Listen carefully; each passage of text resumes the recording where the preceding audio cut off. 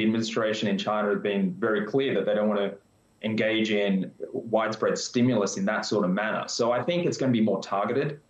And that also means just, the recovery is going to be more moderate in these categories. More broadly, you do need to see, as you mentioned, stabilization in property. A lot of wealth is tied into the property market. So that would give people confidence, improvement in employment.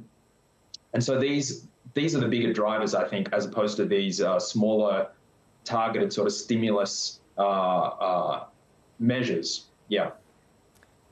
When you mention employment, I just think of the astronomical almost youth unemployment. And the reason why I mention that is that you say that you like the online gaming industry, or you're more constructive on the online gaming industry.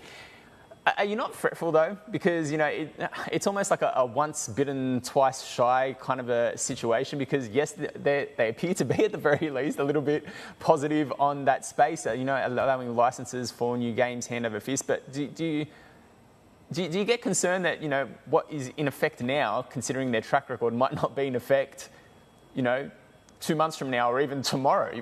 Who's to know?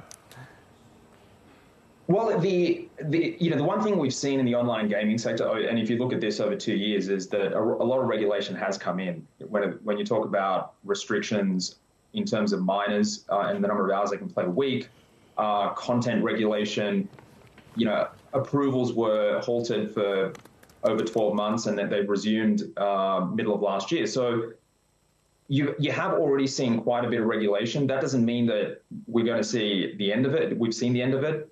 But I think we're through the vast bulk of it, and anything from here will be more just tinkering around the edges. And so approvals are resuming, as you pointed out. We are seeing a decent gaming growth for NetEase. Tencent was weaker in the recent result, but we think their pipeline should provide some growth going into 2024.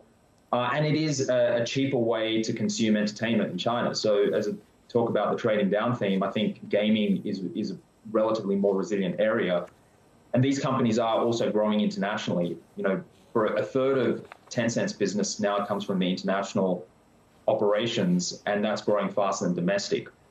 And more importantly, advertising is growing faster than gaming. So they're actually getting sort of solid growth overall. So I think gaming is one of the better areas to invest in, and competition is less in this segment. If you look at consolidation in this segment, it has consolidated around Tencent and NetEase. Smaller operators have generally fallen by the wayside.